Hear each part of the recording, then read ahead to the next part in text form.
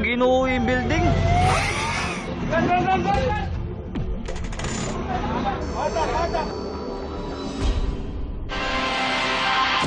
Isa pang bangkay ang nakuha sa gumuhong gusali sa Angeles, Pampanga. Dahil dyan, umakyat na sa 5 ang kumpirmadong patay sa trahedya. Ang latest sa search and rescue sa live na report ni Oscar Oida. Oscar? Yes, Atom, gaya ng sinabi mo, umakyat na nga sa 5 ang bilang ng mga naitalang nasawi sa nangyaring pag-uho ng gusali dito sa may barangay Balibago, Angeles, Pampanga.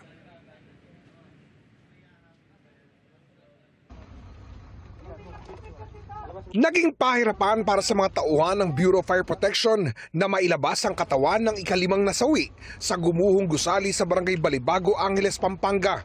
Kung tutusin, pasado la 6 pa kagabi nang matukoy ng K9 unit ang kinaroroonan nito sa may bandang harapan ng gumuhong gusali.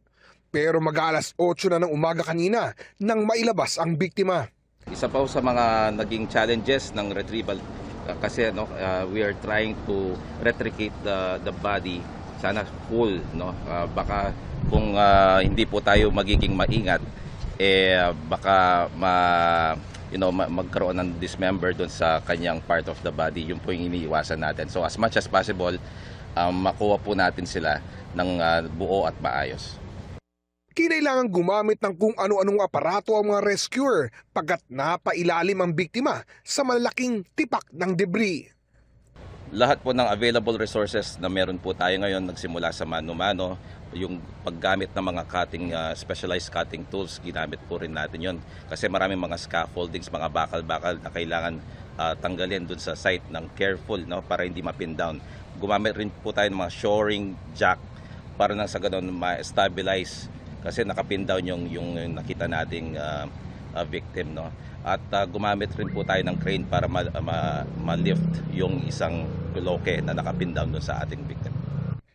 Na-turn over na sa SOCO ang katawan ng biktima para matukoy ang pagkakakilanlan nito.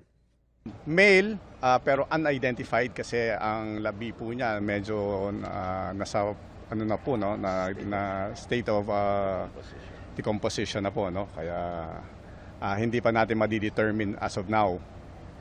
Hihintay po tayo ng statement sa SOCO at alam po natin na meron yatang cellphone, yung victim. So titingnan po natin kung baka makakuha po tayo ng information kung sino po yung unidentified na victim po na ito.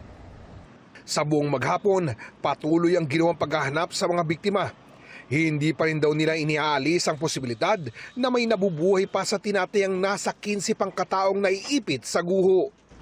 Citing yung mga past rescues in the past disasters na dumating yung nasa 2 weeks and then pag minsan meron pang mga survivors na nakukuha. So hindi pa rin sumusuko yung paghahanap sa mga survivors. Lalo namang di pa nauubusan ng pag-asa ang mga kaanak ng naipit sa guho.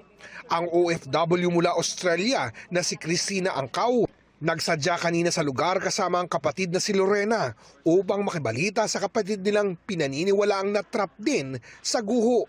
May tindahan daw ang kapatid nilang si Joey at ang asawa nito sa gilid ng gusali.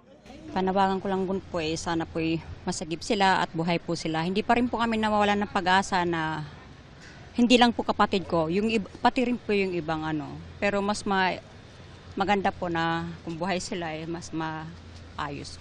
Noong Sabadong yun, tumawag po ako, sabi ko, bibisita kami dyan ng linggo kasi magluluto kami, dadali namin dyan, salo-salo tayo, sabi ko sa kapatid.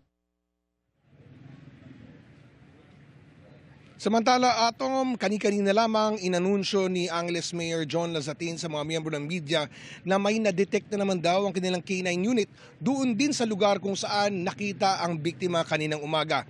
At dagdag pa dyan, kinumpirma ni Mayor Lazatin na nakipag-ugnayan na raw sa kanila ang may-ari ng gusali maging ang kontraktor nito at nangako raw itong tutulong sa pag-rescue maging sa mga gastusin ng mga kaanak ng mga biktima. Atom? Maraming salamat, Oscar Oida.